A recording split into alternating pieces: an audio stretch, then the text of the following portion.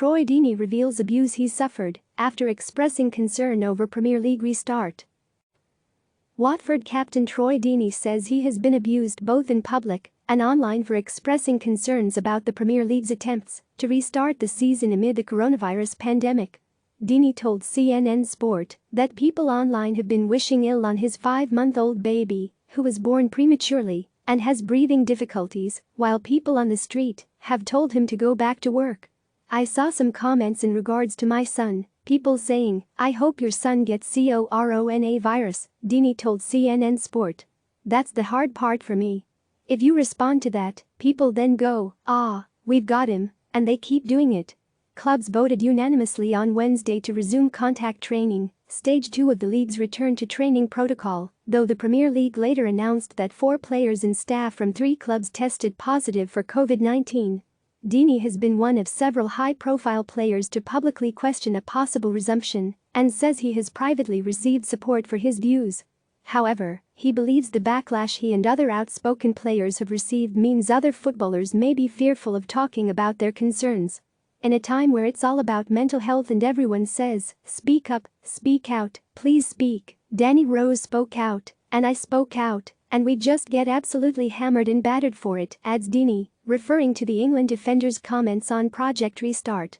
"So people see that and go, whoa, and it's not just us that gets it, the missus gets direct messages, and you'll be walking down the street and people will be like, 'Oh, I'm at work, you go back to work.'"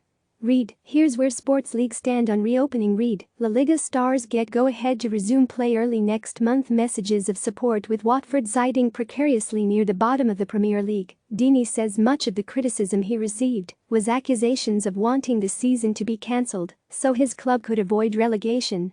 However, once players from teams at the top of the league, including Manchester City forward Sergio Aguero and Chelsea's N'Golo Kanté, began voicing their concerns, Deeney felt public opinion began to change. "Personally, I just think this is showing me that the players have so much power if they actually all came together," he says. "That's what this is showing me. I've had a lot of messages of support from people that I wouldn't normally, well, that I didn't even know had my number for a start. But certainly from players from bigger clubs, and that shows me that I must be doing something right because I'm just a little old Troy from Watford and everyone seems to listen to what I say." Since he first spoke out, much of the narrative has been framed as Deeney versus the Premier League, but the striker speaks highly of how the organization has tried to allay his fears. Deeney says he has now had 4 or 5 meetings with the Premier League, some productive, others heated. "I just think my concerns were purely for family reasons," explains Deeney, referring to his young son. "I needed more questions answered with a bit more authority, and, at the start, they couldn't really do that, but not for any reason or want of trying, it was just because they didn't have the information. I think everyone can appreciate everything that the Premier League is trying to do as well. I don't think it's a pure neglect of, we're going back to work and get on board or else, it's nothing like that. They have very good lines of communication. These meetings don't stay too safe, there's some frustrating conversations. When somebody said I'm at the same risk of getting coronavirus by playing football or going to the supermarket, I said I've never had to jump for a header while picking up a cucumber. But then there's also been some really good ones as well." Deeney says he has also been speaking to Professor Jonathan Van Tam, the UK government's Deputy Chief Medical Officer, who has been providing more information on the statistics which show people from minority backgrounds are disproportionately affected by COVID-19. He's been doing very good research, and there is a lot of goodwill on his part to tell me, ultimately, that I'm going to be looked after as best as they can, and, ultimately, there is going to be some form of risk for all of us going back to work, Deeney says. Lockdown ending and the social distancing measures coming down mean people will still always have risk. Premier League integrity already gone. Deeney's Watford is the only team to have beaten Liverpool in the Premier League this season, winning 3-0 at the end of February to end what many thought would be just the second undefeated season after Arsenal's Invincibles. Before the coronavirus pandemic brought the season to a halt, Liverpool boasted an insurmountable 25 lead at the top of the table and was just 2 wins away from securing a first top-flight title for 30 years.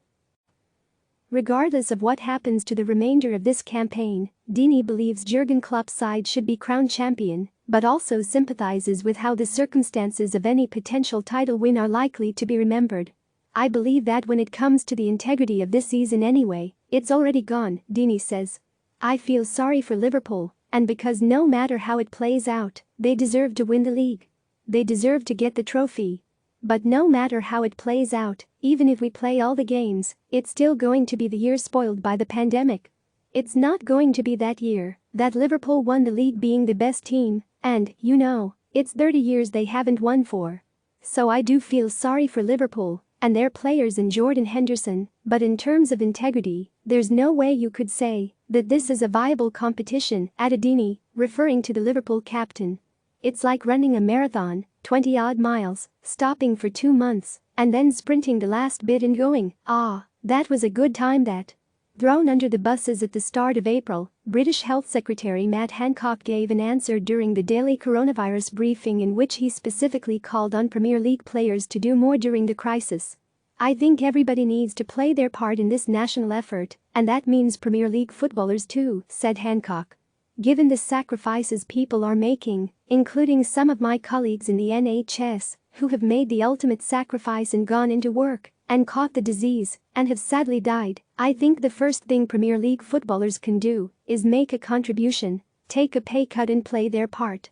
Hancock's comments played a part in Premier League players becoming a lightning rod for criticism from both the public and politicians amid the early stages of the pandemic. This was exacerbated when a number of Premier League clubs opted to use the UK government's job scheme, intended to aid those employers most severely affected by the COVID-19 shutdown, to help pay the wages of non-playing members of staff placed on temporary leave. If you remember, we got thrown under the bus by the politician here in the UK that was saying that football players need to do more to give to the NHS, says Deeney. We were already talking about giving a donation as players, those conversations were already in the pipeline, and it just escalated due to somebody deciding that they wanted to throw footballers under the bus. How we feel sometimes is, there's a crisis, let's go to the footballers. So it's the NHS, it could be anything. The politician that said that we should be doing more was posed with the question, could he give up some of his money? And he said he's gonna work harder. So that was nice to hear. CNN has reached out to the Department of Health and Social Care for comment, but has yet to receive a response. At that time, it was very early into the pandemic, we were all watching the news, trying to learn about what's going on today really, Deeney added. Most of us players are watching it, and then you see that and you're like, where did that come from?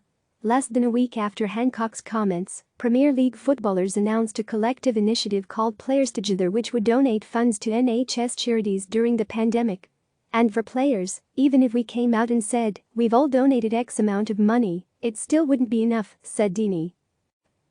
Click subscribe to receive the latest news.